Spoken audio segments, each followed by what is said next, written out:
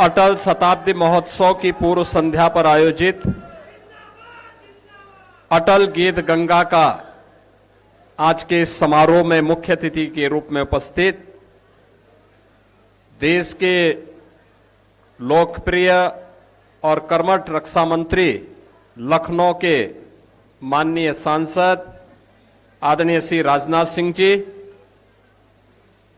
इस पूरे कार्यक्रम के संयोजक और आयोजक उत्तर प्रदेश सरकार में मंत्रिमंडल के मेरे वरिष्ठ सहयोगी उप मुख्यमंत्री श्री ब्रजेश पाठक जी, पूर्व भारतीय जनता पार्टी के पूर्व अध्यक्ष चौधरी भूपेंद्र सिंह जी, पूर्व अध्यक्ष डॉक्टर रमापति राम त्रिपाठी जी, उत्तर प्रदेश सरकार में मंत्रिमंडल के मेरे सभी सहयोगीगण, सभी सम्मानित जनप्रतिनिधिगण और भारी संख्या में सदैव अटल जी की स्मृति को जीवंत बनाने वाले उनके सभी अनुयायी समर्थक और आज की इस अटल गीत गंगा को एक नई ऊंचाई प्रदान करने वाले सुविख्यात साहित्यकार युग कवि डॉक्टर कुमार विश्वास जी और उपस्थित बहनों और भाइयों, मैं सबसे पहले इस पूरे कार्यक्रम को जीवंत बनाने के लिए हमारे बीच में पधारे लखनऊ के लोकप्रिय सांसद और देश के कर्मठ रक्षा मंत्री जी का प्रदेश सरकार की ओर से और आप सब की ओर से हृदय से स्वागत करता हूं, अभिनंदन करता हूं।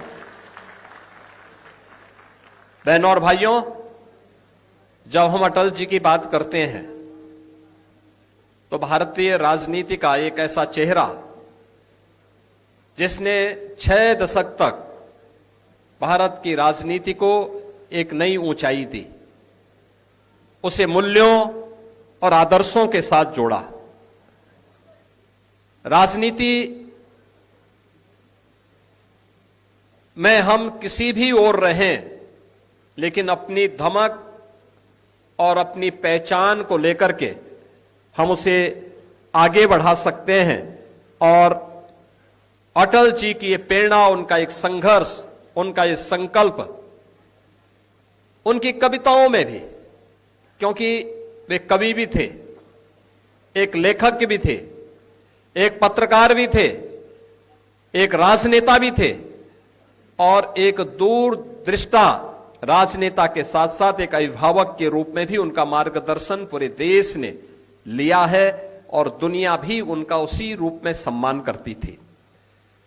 उनकी कविताएं हर एक उस नागरिक को जिसके सामने चुनौती होती है, संकट होता है, हर उस नागरिक के लिए प्रासंगिक होती हैं और उसके लिए एक नई प्रेरणा भी। हार नहीं मानूंगा, रार नहीं ठानूंगा, काल के कपाल पर लिखता मिटाता हूं, गीत नया गाता हूं।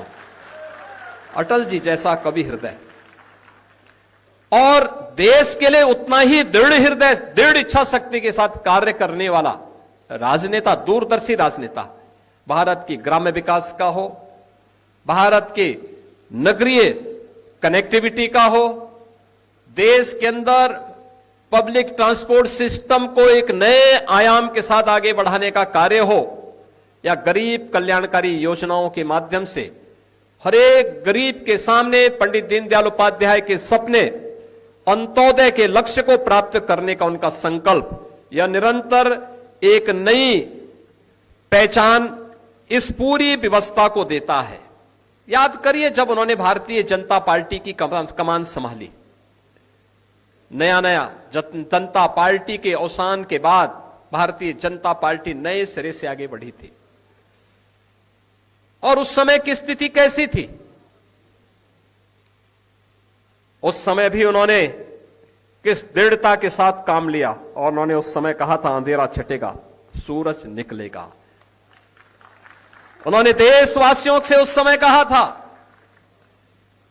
उस समय उन्होंने कहा था, विरोधियों से कहा था, विपक्षी दलों से कहा था, उन्होंने कहा था तुम भाजपा से लड़ो, भारत से मत लड़ो। यह केवल एक दूरदर्शी राजनेता ही बोल सकता है। और अटल जी ने सदैव इन कार्यों को हमेशा प्राथमिकता के आधार पर आगे बढ़ाने का काम किया। भारतीय राजनीति के ऐसे अजात शत्रु सदैव अटल जी की स्मृति को आगे बढ़ाने का कार्य कर रही है।